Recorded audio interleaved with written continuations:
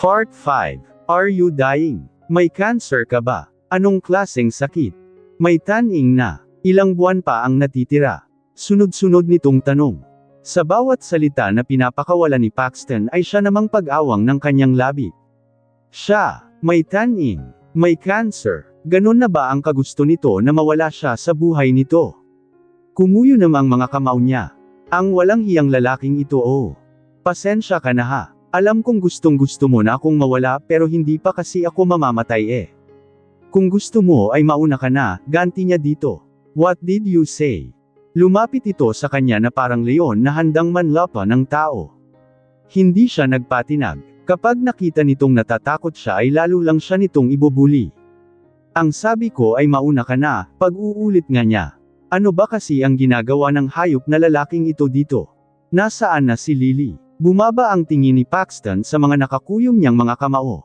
I see. Nagiging palaban ka na. Sa tingin mo ba ay kaya mo ako?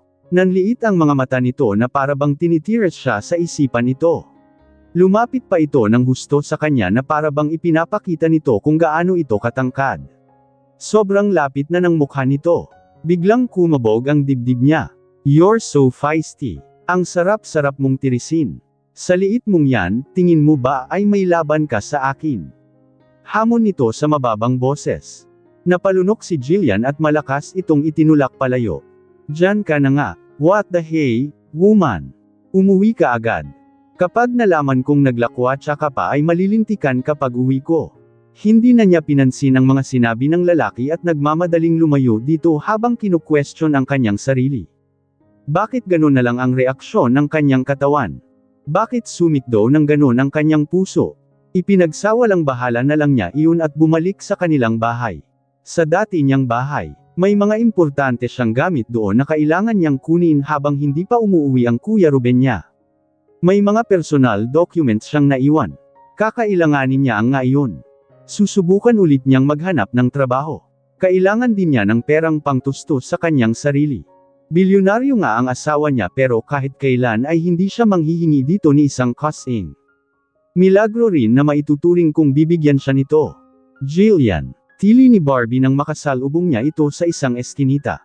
Barbie. Nagagalak din niyang bati saka sila nagyakapan sa gitna ng daan. Oy Gage, saan ka ba nagpunta at bigla kang nawala? Kumalat pa nga dito sa lugar natin na sumama ka raw sa isang matandang mayaman. Si Mara ba ang nagpakalat nun? Oo, pero clean arrow na ng kuya mo ang lahat ng mga usap-usapan sa iyo. Gulat nga ako eh, pinaalis din niya si Mara sa bahay niyo. Napangiti si Jillian at ipinagpatuloy ang paglalakad. Sinabayan naman siya ni Barbie pabalik, mukhang hindi na interesado sa kung saan dapat ang punta nito. Oy, magkwento ka naman. Saan ka ba talaga nagpunta? At in fairness ha, sinundot nito ang kanyang tagiliran. Lalo kang gumanda. Makinis ang balat mo pero pansin kung pumuti ka ng kaunti. Sabihin mo naman ang sekreto mo. Ungot nito na hinayla pa ang damit niya. Natawa siya. May nagbago nga ba sa kanya? Siguro ay dahil iyon sa araw-araw na aircon sa bahay ni Paxton, sa mga masasarap na mga pagkain na luto ni Manang Glory at sa mga brand ng products na ginagamit niya panligo. Elbang iba kasi sa kanyang mga nakasanayan na simple lang. Safeguard lang ay okay na sa kanya. Ang shampoo naman ay mga tingi-tingi lang na nabibili sa mga tindahan. Pumasok kasi akong katulong sa isang mayaman na pamilya. Alam mo na, stay in kaya nabiyayaan din ng aircon kahit papaano, tipid niyang sagot at hindi na pinahaba pa. Nagkatulong ka, gulat ito, don't get me wrong ha. Hindi ko minimilit ang pagiging katulong pero bestie, maganda ka at bata pa. Lakukulong mo na lang ang sarili mo sa isang bahay. Subukan mong maghanap ng ibang trabaho. May iilan pa naman dyan na tumatanggap kahit wala kang maipakita na diploma. Kahit nang nagtatrabaho ako sa club ay naisisingit ko pa rin ang mag-job hunting kapag may libreng oras. Sa edad natin na ito, dapat ay mag-explore tayo ng ibang opportunities. Tama naman ang sinabi ni Barbie. Iba na nga lang ang sitwasyon niya kumpara noon na malaya pa siya. Ngunit sinarili na lang niya ang mga isipin na iyon at inimbita ito sa loob ng kanilang tahimik na bahay. Wala na nga si Mara. At sobrang linis na kumpara dati noon na sobrang kalat dahil na rin sa mga gamit ng babae na kung saan-saan na lang nakalagay. Day off mo. Martes ngayon ah. Hindi naman. Nagpaalam lang ako saglit na uuwi muna upang kunuhan ng mga iilang gamit. Tinalikuran niya si Barbie upang magtungo sa kanyang kwarto nang maramdaman niyang hinailan nito palikod ang kwelyuhang banda ng damit niya. Grabe, Herme, ang alin? Ang brand ng damit mo. Alam mo bang sobrang mahal ng brand na Lion? Ha? Alam niyang mga branded ang lahat ng mga damit na sinusuot niya pero wala naman siyang alam sa mga bagay na iyon at kung magkano ba ang mga presyo ng bawat isa. Sinipat din ni Barbie ang suot niyang pantalon na maong at napasinghap na lang. Grabe ka Tay, Wrangler, bakit ka may suot na ganyang mga damit? Mabilis na nag-isip si Jillian. May anak kasi na babae yung amo ko. Halos magkalapit lang kami ng edad. At, itong mga suot ko ngayon ay pamigay lang niya sa akin kaysa naman sa itapon daw niya. Talaga, mukhang mga bagong bili pa ang mga ito eh. Ano ka ba? Bahagya pa siyang tanawa. Linggo-linggo iyon nagpapalit ng mga damit. Alam mo naman ang mga mayayaman. Habang sinasabi niya ang mga iyon ay si Lily ang naiisip niya. Hindi kasi malayo na ganun nga ang gawain nito. Ang swerte mo naman. Pwede bang ipasok mo rin ako sa mansyon na iyon? Ano? Bahagyang tumaas ang boses niya sa gulat. Hindi pwede eh. Sapat na ang mga katulong nila doon. Pero, sasabihan kita kapag maghanap ulit sila ng bago. Sumimangot si Barbie ngunit ngumiti rin sa huli saka siya naglalambing na niyakap. Bigyan mo rin ako minsan ng mga damit na pinapamigay niya. Tumango na si Jillian na nangingiti. Oo naman. Magdadala ako sa susunod na bisita ko dito, pangako niya sa kaibigan. Madaming mga sexy na damit at dress sa closet niya. Tiyak na magugustuhan ito ni Barbie. Pabalik ni Jillian sa bahay ni Paxton ay naabutan niya si Lily sa tabi ng swimming pool at nakabilad sa araw. Hindi pa rin pala ito umuwi. Bakit kaya hindi ito sumama kay Paxton? She's really wondering kung ano ang ginagawa ng lalaki sa hospital. Did he visit someone? Tumuloy siya sa kusina upang tumulong sa pagluluto. Magtatanghali na rin kasi. 3 tao ang naabutan ni Jillian sa kusina. Si Manang Glory, si Abby, at isa pang babae na hindi niya kilala. Pero base sa uniforme nitong suot ay isa rin ito sa mga kasambahay. Tumingin sa kanya ang babae. Inaasahan niyang ngingiti ito pero nagtaas ito ng kilay sa kanya at bumalik muli sa pagluluto. Mukhang masungit. Lumapit na lang si Jillian kay Abby at bamulong. Sino siya? Si Jackie. Nag-leave kasi siya ng ilang araw dahil umuwi sa probinsya. Tumanggaw-tango siya pero may idinagdag pa si Abby ng pabulong. Mag-ingat ka sa kanya. Close sila ni Miss Lily. Baka kung ano ang gawin yan. Bigla na lang may lumipad na kamati sa direksyon nila at nataman siya sa gitnang bahagi ng damit. Napisak iyon at agad naman siya ng puting damit. Nagulat siya at tumingin kay Jackie na masama ang tingin sa kanya. Sobrang bayulente naman ata nito. Sus Mariosep, Jackie, huwag mo namang ibato ang mga pagkain. Si Manang Glory pero parang walang narinig ang babae. Pinag-uusapan niyo ba ako? Mahigpit ang hawak nito sa kutsilyo. Hindi, mabuti. Hindi porket sinwert kang ikasal kay Sir Paxton ay inaasahan mong susundin ko ang mga utos mo. Hindi ka boss dito, naiintindihan mo. Substitute bride ka lang. Kung noon ay hindi komportable si Jillian na manatil sa bahay ni Paxton, lalo lang iyong tumindi dahil sa pagkakakilala niya kay Jackie. Mukhang hindi sila magkakasundo na dalawa. Tama rin ang mga sinabi ni Abby, na magkasundo ito at ni Lily. Ngunit importante pa ba iyon? Hindi na siguro. Sapat na mabait sa kanya si Manang Glory at Abby. High school lang ang natapos mo. Aba ineng, ni waitress nga sa carinderia ngayon ay gusto ang college graduate. Kami pa kaya na mas malaking mga negosyante? Ay hindi pwede. Sa iba ka na lang maghanap. Inihagis nito sa lamesa ang kanyang resume. Ma'am, nakapag-aral naman po ako ng college. Hanggang 3rd year nga lang ako.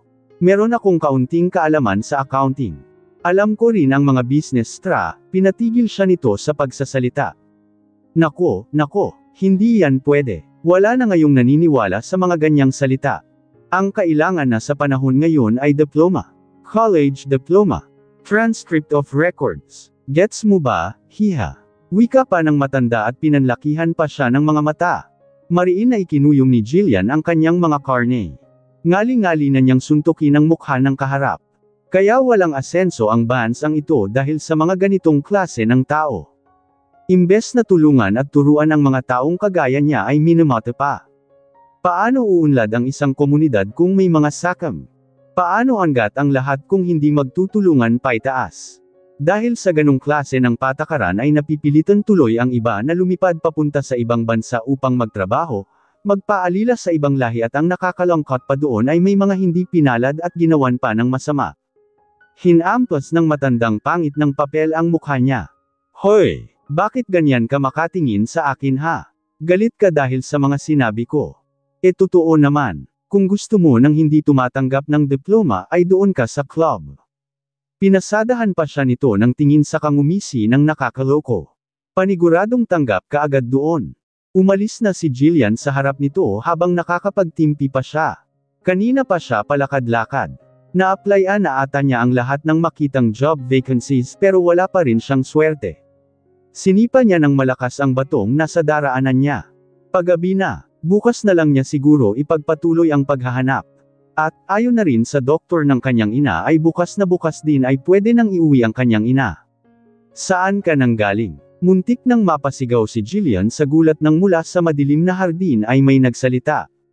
Agad niyang nahinuhang si Paxton iyon. Pumapapak ito ng sigarilyo at mag-isa lang. Umuwi na siguro si Lily o baka pinagod nito at nakatulog na. Umiling si Jillian sa kanyang mga pinag-iisip. Sumikdo ang puso niya nang makitang tumayo si Paxton at lumapit sa kanya. Itinapon nito ang sigarilyo sa kung saan habang ang mga mata nito ay nakatuon sa kanyang mumurahin na sling bag at hawak na folder. Kumunot ang noo nito. Saan ka nang galing? Ano yang mga hawak mo? Nag-isip si Jillian ng mabuti kung sasagutin ba niya ang tanong nito. Maayos narnan ang paraan ng pananalita nito kaya haharapin din niya ito ng matino. Lagi kang gabi umuuwi. Where have you been? May kinita ka sigurong ibang lalaki pagkatapos mong umalis ng hospital no? Nanliit ang mga mata nito. Malamig na tiningnan ito ni Jillian. Bakit pa ba siya umaasa na makakausap ang lalaking ito ng matino? Umiling na lang siya at tinalikuran ito. Walang silbi na kausap ito. So it's true, na may kinikita kang ang ibang lalaki. At talagang hindi ka na nahiya kasal ka na, puno ng panunuya ang boses nito. The audacity of this man. Hinarap niya ito, at nagsalita ang magaling na nagdala pa ng kabit sa bahay niya. Siya pa talaga ang sinabihan nito ng ganun ito ang may mga ganung gawain. Kung lalaki lang sana siya ay baka kanina pa basag ang mukha nito. Dumilim ang mukha nito at nilapitan siya. Kabit, are you Frivitsking talking about Lily? You have no right to call her that because she's my girlfriend and this is my house. Pero ako ang asawa mo. Tili niya sa mukha nito. Kinikilabutan talaga siya kapag sinasabi ang bagay na iyon. Pero kung karapatan din lang naman ang pag-uusapan ay hindi siya magpapatalo. Kahit na anong gawin ng mga tao ay kasal silang dalawa. Leon ang totoo. May karapatan siya kahit na hindi siya bigyan ng lalaki ng permiso. At wala namang mali sa sinabi niya Sa kanilang tatlo at si Lily itong tagilid. Siya ang legal wife samantalang isa lang itong kabit. Akala ni Jillian ay bubulyawan siya ni Paxton ngunit nabigla siya nang bigla na lang nitong hinablot ang hawak niyang folder at binukalkal ang laman yun ng walang permiso. Hoy! Pakyalamero ka palang gago ka Senggal niya dito habang sinusubukan na kunin dito ang folder. Tinawag mo akong gago. Sikmat nito na kulang na lang ay sakalin siya. Naglabas ito ng ilang mga papeles sa loob at sa dami ng mga nandoon ay bakit ang resume. Panya ang nakuha nito. Binasa nito iyon saka siya binalingan na parang hindi nagustuhan ang nabasa. Do you think someone will hire a college undergraduate like you nowadays? Hinablot niya ang folder at hindi umimik. Bakit ba kailangang paulit-ulit niya iyong marinig? Para na kasing sirang plaka Nakakawala ng gana. Salamat ha. Hindi mo na kailangang ipamuka pa iyon. Aniya na puno ng sarcasmo aalis na sana siya nang magsalita ulit ito. Why don't you work in my company instead? Natigilan siya at muli itong hinarap. Nagbibiro ka ba? Kasasabi mo lang kanina na walang tatanggap sa akin sa trabaho. Nagtaas ito ng kilay at ngumisi. Don't get me wrong, woman. Do you think na ilalagay kita sa isa sa mga departments? No, But my company is hiring a massive staff cleaners. I can make exception for you if you want. Staff cleaners. Wala namang masama sa trabaho na iyon pero ang paraan ng pagkakasabi nito, ng pagkakangis nito ay parabang sinasabi na doon siya nararapat, kung saan malapit sa basurahan. Bakit gusto mo akong ipasok doon? Tanong niya sa lalaki. Nawala ang ngisi sa mukha nito at binigyan siya ng nanguuyam na tingin. It's simple. Para may pera ka. You may be living under my roof for free, hindi ibig sabihin na gasto ko na lahat ng mga kailangan mo. You need to work for yourself because I won't give you any cent. Dinilaan ni Jillian ang kanyang labi sa kamariin itong tinitigan. Masyado itong bilib sa sarili, sa tingin ba talaga nito ay hihingi siya ng pera dito? No way. Kahit kailan ay hindi niya iyon gagawin. Ngunit hindi pa rin nawala sa isip niya ang sinabi nito. Pahirapan na talaga ngayon ang maghanap ng trabaho kaya papatusan na lang niya siguro ang offer nito. Panisamantala lang naman habang hindi pa siya nakakahanap ng mas magandang trabaho. Nag-iwas siya ng tingin dito. Okay, fine. Okay what? Binalingan niya si Paxton at naabutan niya itong nakatingin sa kanyang labi. What the? Pumapayag na ako sa job offer mo, sabi niya at bahagyang tumikim. Na maging tagalinis ng kumpanya ko. Anito na parang hindi makapaniwala. Biglang nainas si Jillian. Oo nga, di ba sabi mo ay ipapasok mo ako? Huwag mong sabihin na binabawi mo na. Matagal na tumin sa kanya si Paxton, nananansya kung seryoso nga ba siya. Hindi nagtagal ay umirap ito at tinalikuran siya. Whatever. You can start now tomorrow. Nagbuga ng hininga si Jillian. Akala niya ay tapos na ito pero luningon pa muli sa kanya na parang may naalala. Just remember na hindi mo pwedeng sabihin sa iba na kasal tayong dalawa. Ayaw kong magkalat ka ng kung ano-anong mga balita doon. Just go straight to HR with your documents. Sasabihan ko sila at sila na ang bahala sa iyo doon. Pinanood ni Jillian ang papalayong figure ni Paxton. Hindi niya alam kung matutuwa ba siya dito ano. Kinabukasan nga ay maaga siyang pumunta sa kung nasaan ang building ng mga Zimmerman. Kay Manang Glory pa siya nagtanong ng direksyon dahil mas maaga pang umalis si Paxton sa kanya. Pagkababa niya ng taxi ay namamangha niyang tiningala ang napakatayog na building sa kanyang harapan. Alam niyang mayaman ang pamilya ni Paxton pero nakakalula lang talaga kapag nasa harap mo na ang mga patunay doon. Nasa lobby na siya at pati ang hangin na binubuga ng aircon ay amoy mamahalin. Sobrang kintab ng marble floor na tinatapakan niya. Mabuti na lang at naisipan niyang isuot ang isa sa mga mamahalin na sapatos doon sa kwarto niya. Mahihiya ang mumurahin niyang doll shoes kapag iaapak niya dito. Pinaypayan ni Jillian ang kanyang sarili habang hinihintay na bumukas ang elevator. May interview pa ba kayang mangyayari? Nakakatakot pa naman minsan ang mga empleyadong nakatalag sa HR. Bumukas ang elevator. Merong isang lalaki doon, sobrang gwapo at nakatitig sa kanya. Hey, it's you? Anito at itinuro pa siya. Ha! Nagulat na lang siya nang bigla na lang siya nitong hinayla papasok sa elevator, muling isinara at hinalikan. Napasinghap siya, sino ang tali pandes na ito? Malakas na itinulak ni Jillian ang lalaki at binigyan ng malutong na sampal sa pisngi.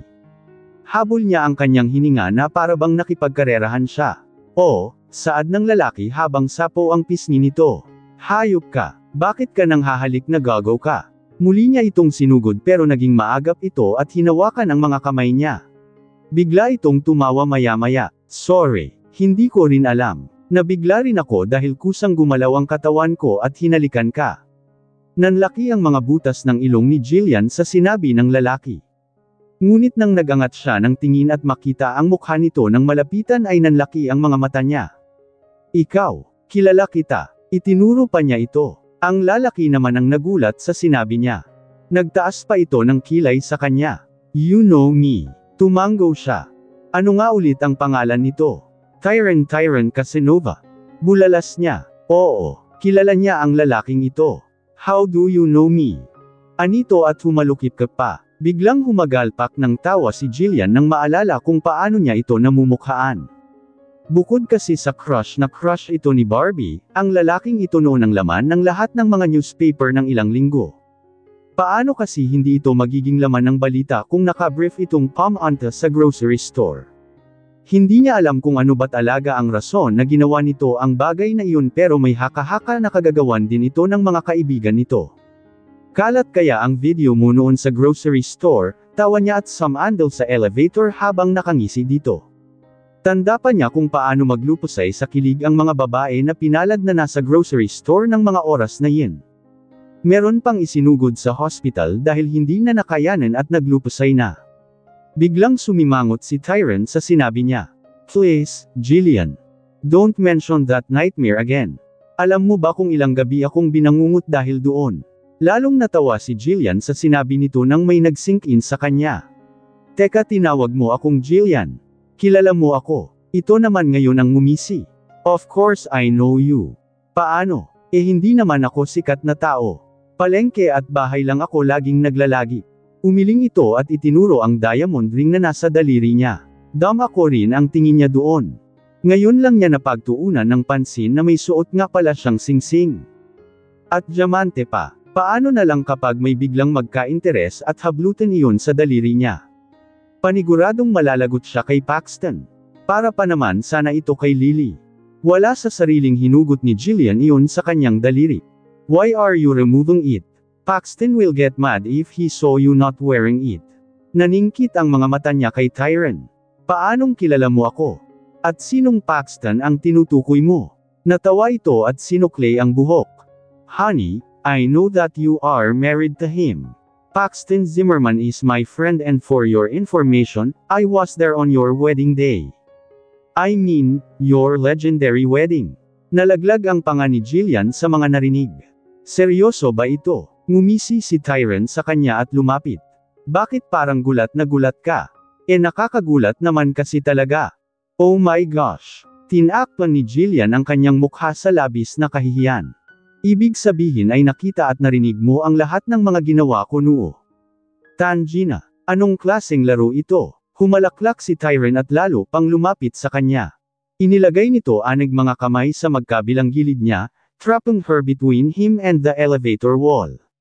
Yes, and I freaking enjoy the show very much. But you know what? Inilagay nito ang ilang mga takas niyang buhok sa likod ng kanyang tenga at tinitigan ang kanyang mukha. I know that it's just an act and I won't ask you for any explanation on why you did that. But I know for sure that you don't love him, that it was all lies. Napalunok si Jillian habang nanlalaki ang mga mata na nakatingin kay Tyron. Sobrang lapit ng mukha nito at amoy na niya ang mabangong hininga nito. Sunod nitong hinaplos ang kanyang pisngi. You're so pretty. Teka, anong ginagawa mo? Natatarante niyang wika at itinulak ito pero hindi man lang natinag. Kilala itong playboy at mukhang bibiktimahin din siya. Hindi pwede, oy, naikasal lang kayo sa kagustuhan ni Tito Hendrix. Paxton doesn't love you and you don't love him either. Maghihiwalay din kayo eventually, that's for sure. So why not play with me for the meantime and marry me once you get divorced? What? Nababaliw na ba ang lalaking ito? Nasa ganun silang pwesto nang tumigil at bumukas ang elevator at sabay silang lumingon ni Tyron sa kung sino ang papasok. Nanigas si Jillian sa kanyang kinatatayuan ng mabungaran ang gulat na mukha ni Paxton. Nabitawan nito ang hawak na laptop at malakas iyon na kumalampag sa sahig. Biglang dumilim ang mukha nito. Paxton, what is the meaning of this? Aray. Teka, bakit ka ba nanghihila? Singgal ni Jillian kay Paxton pero parang wala man lang narinig ang lalaki at patuloy siyang kinaladkad sa kung saan. Napangiwi si Jillian dahil sobrang higpit ng hawak nito sa palapulsuhan niya. Sinuntok nito kanina si Tyron, sinipa papalabas ng elevator habang nagtuloy naman sila sa top floor. May nakasalubong silang babae na hinuha niya ay sekretarya nito. Bakas sa maganda nitong mukha ang gulat pero hindi ito umimik. Nagbabalang ito ng ulo at binati sila. Paderag siyang binitawan ni Paxton pagkapasok nila sa opisina nito. Sisinghalan na niya sana ito pero umurong ang dila niya nang makita ang galit na mukha nito. Napaatras siya. Ano yung nakita ko doon sa elevator? Mahinahon ngunit mapanganib nitong tanong. Nagtitimpi ito ng galit. Para itong bulkan na nagbabadyang sumabog. Napalunok si Jillian. Hindi ko alam, yumigting ang panga nito at lumapit sa kanya. Hindi mo alam. 0 Hindi ko alam, pag-uulit niya habang umaatres palayo dito. Totoo naman talaga na hindi niya alam ang nangyari kanina sa elevator. Si Tyron dapat ang tanungin nito. Basta ang alam lang niya ay wala siyang ginagawang masama. Hindi mo alam. Then I will freaking tell you kung ano ang nakita ko doon sa elevator. Nanliit ang mga mata nito sa kanya. You are kissing my damn friend. Nakikipaglandian ka. Gawain ba iyan ng matinong babae? Ng babaeng may asawa na. Kaladkarin ka ba at ganun ang mga gawain mo? Ang walang hiyang ito. Siya pa raw ang hindi matino. At kaladkarin. Sumusobra na ito Namula sa galit ang mukha ni Jillian. Sasampalin na sana niya ito pero mabilis nitong napigilan ang kanyang kamay at mariin iyon na hinawakan. And you're gonna slap me for telling the damn truth. Ano, nasaktan ka? Kung ayaw mong makarinig at ano naman ang sa iyo kung makipaglandian ako sa iba? Lako pa talaga ang may ganang magsalita ng ganyan sa ating dalawa ay ikaw itong nakikipag-sex sa iba. Lily is my girlfriend, and I am your damn wife. Napipila nito pero agad din na nakabawi. I don't love you. Sa papel lang tayo kasal. Iyon naman pala Ikaw na rin mismo ang nagsabi na sa papel lang tayo kasal. Hindi mo ako mahal at hindi rin kita mahal. So ano ngayon ang problema kung makipaglandian ako sa iba? Habol ni Jillian ang hininga matapos niya itong sigawan. Hindi namnan nakapagsalita si Paxton. Nakakuyom lang ang mga kamao nito habang marin na nakatitig sa kanya. Hindi siya nag-iwas ng tingin. Sa tingin ba nito ay matatakot siya? Hindi. Get out, usual nito sa mabatbang boses. Get the out of my office. Talagang lalabas ako, thank you ha. Puno ng sarkasmo niyang sinabi saka nagmarcha palabas ng opisina nito. Pabalibag pa niyang isinara ang pintuan ngunit agad din siyang sumandal doon habang sapo ang kanyang dibdib. Mabilis ang tibok ng puso niya na para bang nakipagkarerahan siya. Bakit ba galit na galit ang hayop na iyon? Bigla tuloy siyang na-stress nang wala sa oras. Dama ko ang tingin ni Jillian sa sekretarya ni Paxton sa may gilid. Nakaharap ito sa computer, may suot na headset at pasipol-sipol. Hindi siya nabahala kung narinig man nito ang usapan nila ni Paxton dahil tiyak nakakausapin ito ng lalaki mamaya upang patahimikin. Umalis na siya doon at dumiretso muna sa restroom upang ayusin ang kanyang sarili. Parang dinaanan ng bagyo ang itsura niya. Nangangati na siyang umuwi at huwag nang ituloy ang sadya niya rito pero kailangan niya ng trabaho. Lulunukin na lang muna niya ang pride niya sa ngayon. Samantala, pagkalabas ni Jillian ay hindi na napigilan ni Paxton ang sarili, hinablat niya ang nananahimik na vase sa gilid at malakas iyon na ibinato sa pader. Gusto pa sana niyang magbasag pero pinigilan na niya ang sarili. Napatingin siya sa mga piraso ng vase na nagkalat sa sahig at agad na napaungol sa pagsisisi. Damn it, that was a gift from Lily. Pabagsak siyang umupo sa kanyang swivel chair at hinilot ang kanyanig pumipintig na sentido. That woman and her annoying attitude. Kung hindi lang ito babae ay baka nasapak na rin niya ito katulad ng ginawa niya kay Tyron. The nerve of those two na maglandian at maglampangan sa elevator na pag-aari niya. Sa loob ng kumpanya niya. Buisit, sobra talaga siyang nena sa babaeng iyon. Tumunog ang cellphone niya. At nang makita na si Lily ang tumatawag ay agad na nawala ang inis niya at napangiti. Sinagot niya ang tawag. Hey! Napatawag ka. Do you need anything? Gusto mo bang puntahan kita? Malambing ang boses na wika ni Paxton. Babe, pwede bang paalisin mo muna saglit si Yaya Glory at Abby sa bahay mo? Kumunot ang noo niya sa sinabi nito. Why would you request that? Bakit ko sila papaalisin? Hindi man halata o hindi man niya pinapahalata sa iba pero malapit ang loob niya sa dalawa. At ang paalisin ang mga ito sa bahay niya, hindi siya papayag ngayon sa gusto ng nobya.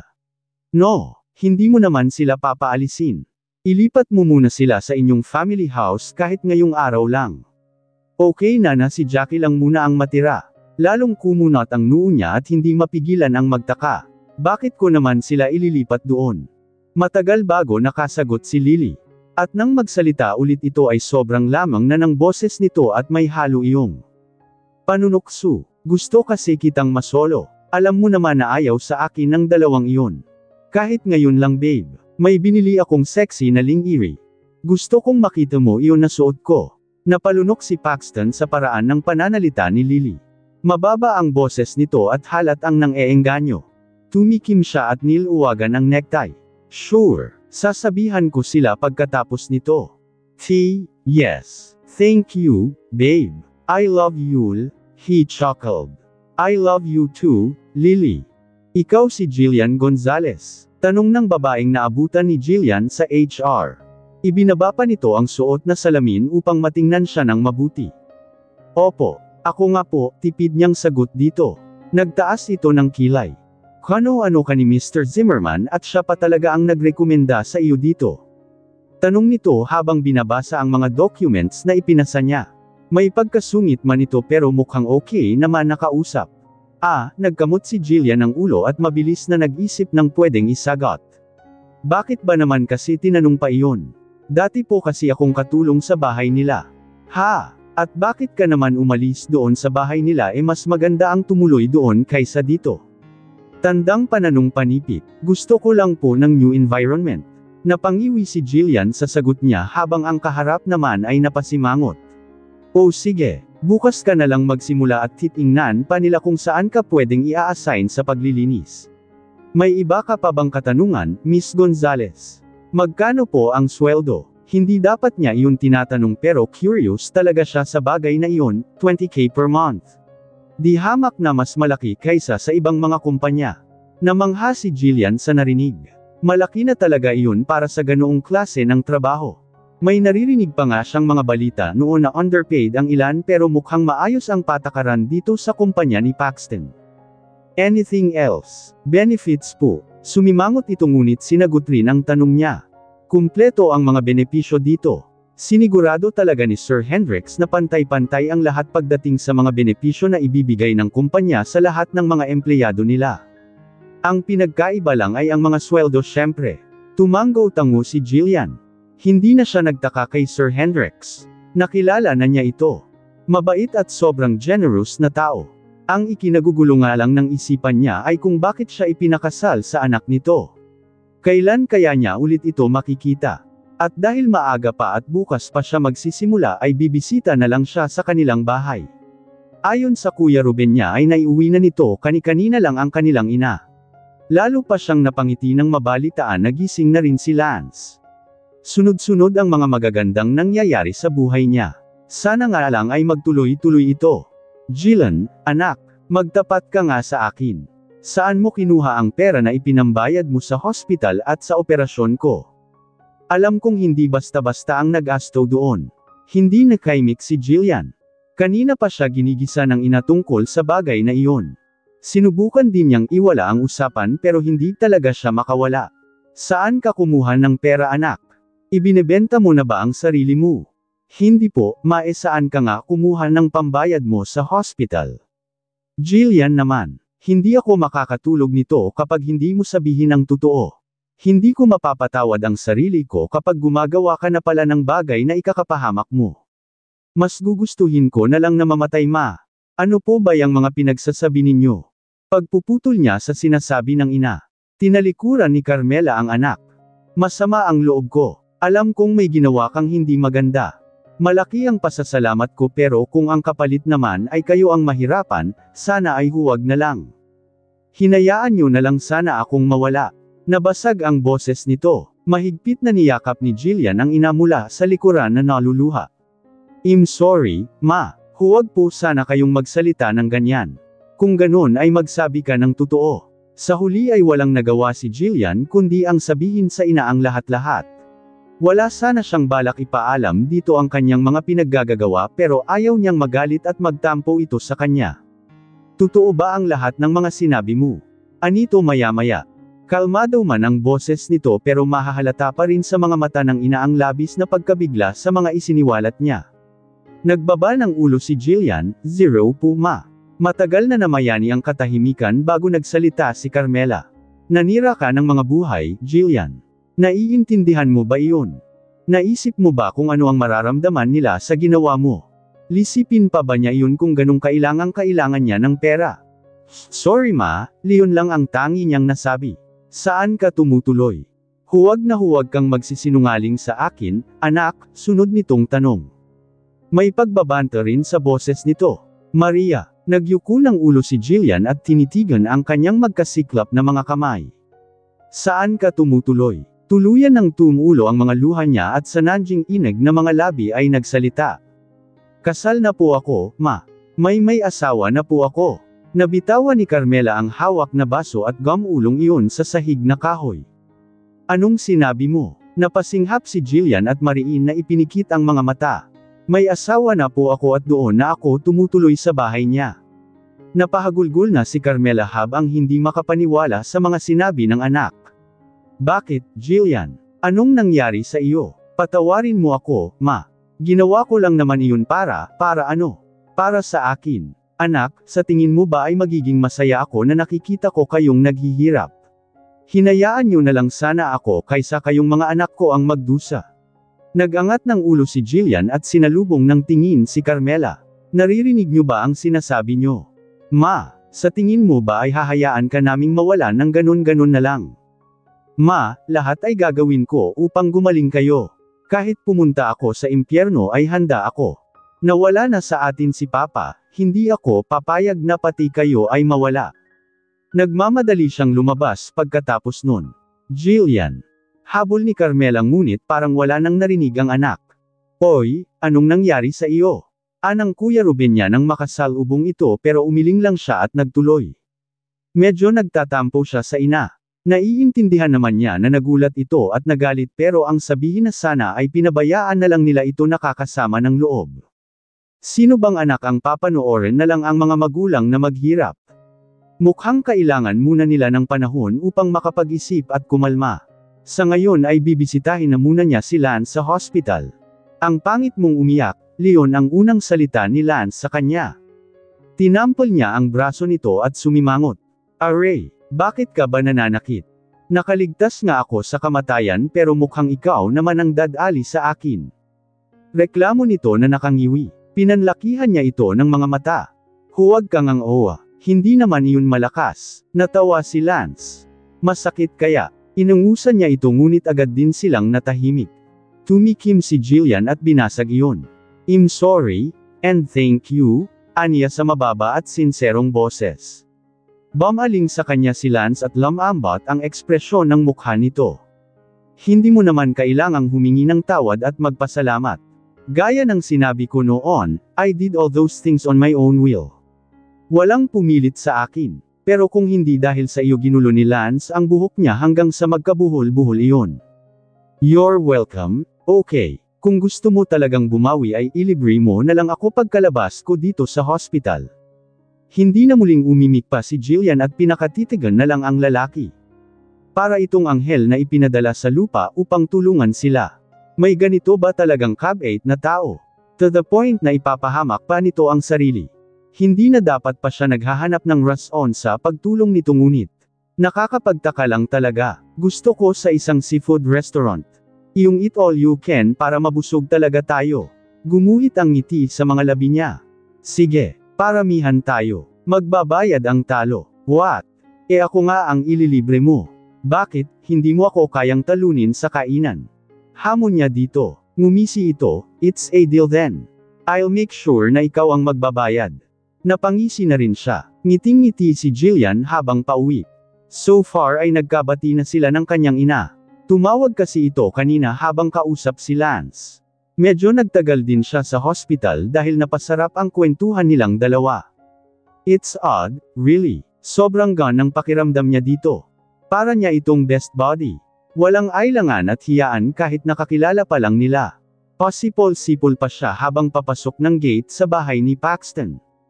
Bukas ay magsisimula na rin siya sa trabaho. Medyo late na kaya kailangan na niya talagang matulog agad. Ngunit isang nakakagimbal na eksena ang inabutan niya sa sala. Sa mahabang sofa, may dalawang tao na halos hubad, na sa mainit na eksena na kulang na lang ay kainin ang isa't isa. Tuldok. Naitulos si Jillian sa kanyang kinatatayuan dahil sa nabutang tagpo. Si Paxton at Lily. They're still in the making out session but still she felt like she saw an actual act of sexual intercourse. Hindi niya inaasahan na ganito ang madadatnan niya pag-uwi. Parang lumipad ang lahat ng good vibes na nasagap niya sa labas at napalitan iyon ng pandidiri at paninibugho. Dapat ay kanina pa niya iniwan ang mga ito. Na hindi dapat siya nanonood pero hindi kayang alaw ng mga paa niya. Anong ginagawa ng mga ito? At sa sala pa talaga kung saan maaari silang makita. Ngumisi sa kanya si Lily nang mapansin siya at ipinagpatuloy ang paghalik sa leeg ni Paxton. Oh baby, you really can't get enough of me, ha? May umusbong na galit at selos sa dibdib niya. Ang hindi pa niya maintindihan doon ay nakaramdam siya ng mumunting kirot sa dibdib. Sa wakas ay lumingon din sa kanya si Paxton. Hindi na niya alam kung ano ba ang itsura niya pero tiyak niyang lahat ng emosyon niya ay mababakas sa kanyang mukha. Nagtagal ang titig sa kanya ni Paxton at saglit na pinatigil si Lily sa ginagawa. Bumukas sara ang bibig ni Jillian. May gusto siyang sabihin pero hindi niya iyon maisatinig. Umiling na lang siya at dali-daling nagtungo sa kusina. Nagsalin siya ng tubig sa baso at nilaklak iyon. Mabilis ang pintig ng puso niya, bakit nakaramdam siya ng ganon? Oo at nagulat siya sa nakita pero tama ba na makaramdam siya ng galit at selos? Dapat ay wala siyang pakialam. Mukhang wala si naman ng Glory. Ibig sabihin ay tatatlo lang silang naiwan ngayon dito sa bahay. Palabas na siya ng kusina nang makasalubong si Paxton. Wala itong damit pang itaas, walang sinturon at ang jeans nito ay bahagyang nakabukas. Hindi man lang inabala na ayusin ang sarili. Paxton has a godly-like body but she doesn't have a time to drool with it. She felt disgusted for what she saw earlier. Saglit silang nagkatitigan bago niya nilampasan ito. Ngunit nagulat siya nang hinawakan nito ang braso niya at pigilan siya. Mabilis niya yung pinalis at nagtatakbo papunta sa kwarto niya at naglock. Ano pa ba ang rason na nandito siya? Nalilito talaga siya sa mga nangyayari. Kung patuloy na ganito ang ginagawa ng dalawa ay bakit hindi na lang mag-file ng divorce si Paxton? Hindi pa nakaka-recover si Jillian nang makarinig siya ng mga pagsigaw sa labas ng kanyang kwarto. Malakas din na kinalabog ang pintuan. Open the door, you witch. Boses iyon ni Lily. Ano na naman ang kailangan ng babaeng ito? Binuksan niya ang pintuan ngunit ang malutong nitong sampal ang sumalubong sa kanya. Natulala siya kay Lily habang hawak ang kanyang pisngi. You thief! Magnanakaw ka! Ano bang pinagsasabi mo? Inis na niyang wika dito. Sa likod nito ay si Paxton na walang emosyon na nakatingin sa kanya. Ibinato ni Lily sa kanya ang isang jewelry box sabay tili. My diamond necklace is missing. You stole it, didn't you? Tandang padamdam panipik. Doon na siya nagalit. Pinagbintangan pa talaga siyang magnanakaw kakauwi lang niya. Pwede ba? Hindi ko alam ang sinasabi mo. Wala akong interes sa diamond necklace na sinasabi mo. Pinilit pa rin niyang maging kalmado. Liar! Lumingon si Lily kay Paxton. Babe, alam mo namang naiwan ko yung kwintas noong huling punta ko dito, di ba? Nasa kwarto mo lang pero wala na. Impossible namang sinama ng Glory ang kumuha matagal na silang nagtatrabaho dito. Teka lang, bakit mo ba ako pinagbibintangan? Wala akong pakialam sa kwintas mo na iirita niyang wika dito. Shut up! Alam mo ba kung magkano iyon? That cost 2 million pesos. Jack Hill, tawag nito sa babaeng kakatwang paglabas din ng kwarto nito. Antok na antok ang mga mata. Bakit po, Miss Lily? Muling lumingon si Lily kay Paxton. Babe please, that necklace is important to me. Hindi pwedeng mawala iyon. Anito at nagsimula ng umiyak. Nakatayo lang si Jillian sa pintuan at pinapanood ito. Unti-unti siyang nakaramdam na parang may mali. Bakit ba ipinagduduldulan nito na siya ang kumuha ng kwintas nito? At si Jackie searched her room. Jackie, ani Paxton sa matigas na boses. Opo, sir. Nataranta na si Jillian nang pumasok si Jackie sa kwarto niya at manghalungkat doon.